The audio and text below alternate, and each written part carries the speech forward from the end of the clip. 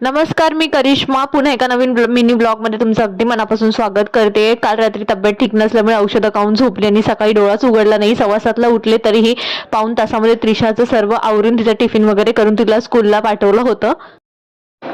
आज आहे दत्त जयंती। दत्त जयंतीच्या तुम्हा सर्वांना खूप साऱ्या शुभेच्छा। दत्त महाराज तुमच्या मनातल्या सर्व चांगल्या इच्छा पूर्ण करोत। त्यांना घेवड्याची भाजी प्रचंड आवडते, म्हणून मी इकडे घेवड्याची भाजी केलेली आहे। टिफिनला पण होईल आणि मी नैवेद्य सुद्धा दाखवणार आहे। सोबत डाळ भात आणि गोड काहीतरी बनणार आहे। चहा झालेला आहे। हस्बंडच्या टिफिनसाठी जे हे सीड्स आहेत आणि मखाने आहेत ते मी फ्राय करून थोडंसं मीठ घालून देणार आहे। आज सकाळी माझी खूप धावपळ झाली होती, पण तरीही सकाळी लवकर सकाळी जेव्हा उठली तेव्हापासून कंटिन्यू काम करत होती आणि हे सर्व टिफिन वगैरे दिल्यानंतर घरातली कामं आवरली, देवपूजा केली, स्वामींना अभिषेक घातला आणि ग्रंथ वाचायला घेतला। आय होप तुम्हाला आजचा व्हिडिओ आवडला असेल तर व्हिडिओला एक लाईक द्या आणि चॅनलला सबस्क्राईब करायला विसरू नका।